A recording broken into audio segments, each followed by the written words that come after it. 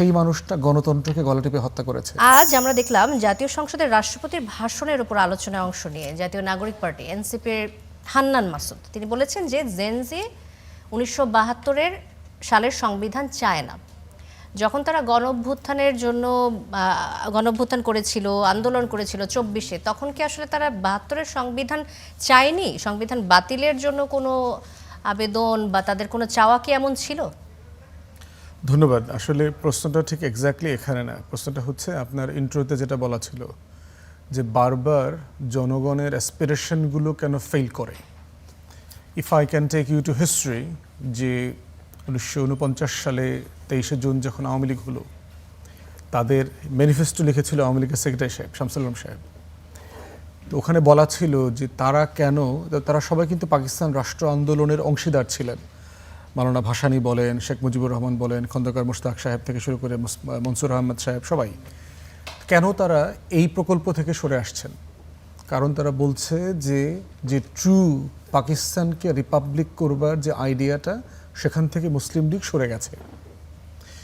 71-এ দেখেন আমাদের মুক্তিযুদ্ধের যে ঘোষণাপত্র ছিল 17 এপ্রিল, যেটা অফিসিয়ালি পাশ করেছে, আওয়ামী লীগের মন্ত্রী ছিল শিক্ষামন্ত্রী ইউসুফ আলী সাহেব। সেখানে যা যা বলা ছিল যে সাম্য, মানবিক মর্যাদা, সামাজিক সুবিচারের ভিত্তিতে একটা ফ্রি, ডেমোক্রেটিক, ইন্ডিপেন্ডেন্ট কান্ট্রি আমরা করব। সেই ঘোষণাপত্রের আলোকে যেই দেশটাতে মুক্তির লড়াই হয়েছে, হাজার হাজার মানুষ জীবন দিয়েছে, সেই দেশে শেখ মুজিব এসে বাকশাল কায়েম করেছে। যেই নির্বাচনের ফলাফল মানা না মানা নিয়ে দেশ আলাদা হয়ে গেল, যুদ্ধ হয়ে গেল, নতুন দেশে জন্ম হলো, সেই রকম একটা স্বাধীন দেশে 73 সালের মার্চ মাসে একটা প্রচণ্ড রকম প্রশ্নবিদ্ধ নির্বাচন করলো শেখ মুজিব। যেই মানুষটা গণতন্ত্রের লড়াইয়ের জন্য 13-14 বছর জেল খেটেছে পাকিস্তান আমলে, সেই মানুষটা গণতন্ত্রকে গলা টিপে হত্যা করেছে। একইভাবে দেখেন নিয়ারেস্ট হিস্ট্রিতে 90-তে, শামীম ভাইরা তখন আরও ইয়াং, ক্যাম্পাসে ছিলেন হয়তো, আমাদের যে 3 দলীয় 3টা জোটের একটা কিন্তু কমন আন্ডারস্ট্যান্ডিং ছিল, এমওইউ ছিল। এবং দেখেন ওই দলগুলোর কিন্তু সবাই ক্ষমতাতে বিবর্তিত হয়ে কোনো না কোনো সময় ছিল। বিএনপিও ছিল, আওয়ামী লীগও ছিল, জাতীয় পার্টি অংশীদার ছিল।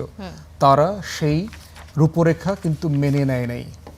111-এর সময় দেখেন আওয়ামী লীগ কথা দিয়েছিল যে এই যে এত এত অধ্যাদেশ, এত রিফর্ম, ডক্টর আকবর আলী খানের যে রিফর্ম কমিশন প্রস্তাবনা, এগুলো সব আমরা মেনে নেব।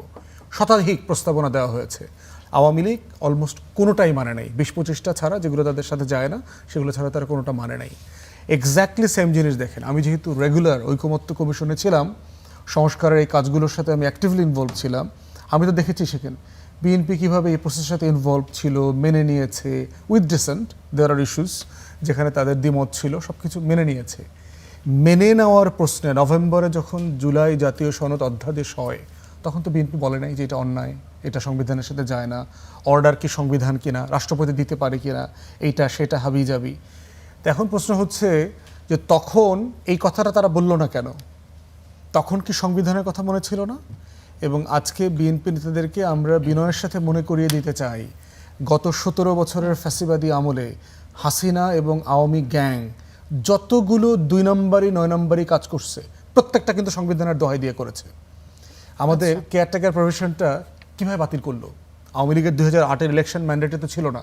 আপনাকে তো ম্যান্ডেট নিতে হবে যদি আপনি একটা সংবিধান সংশোধন করেন অথবা এক্সিস্টিং সংশোধনী বাতিল করতে চান, আপনাকে কোনো না কোনো ফর্মে জনগণের কাছ থেকে ম্যান্ডেট নিতে হবে, গণভোটে দিতে হবে। আপনি ইলেকশনের আগেও ম্যান্ডেট নেন নাই, বিজয়ের পরেও গণভোটে দেন নাই, তাহলে আপনি ম্যান্ডেটটা পাইলেন কোথায়?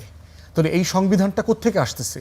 এই যে আপনি কাজগুলো করছেন, তাহলে আজকে এই সংবিধানের দোহাই দিয়ে বিএনপি যে কাজগুলো করছে, সেই প্রসঙ্গে হান্নান মাসুদ কারেক্টলি বলছে যে এই সংবিধানের ফ্রেমে যে ফ্যাসিবাদ কায়েম হয়েছে, এটা তো 72 সংবিধানের ফ্যাসিবাদ।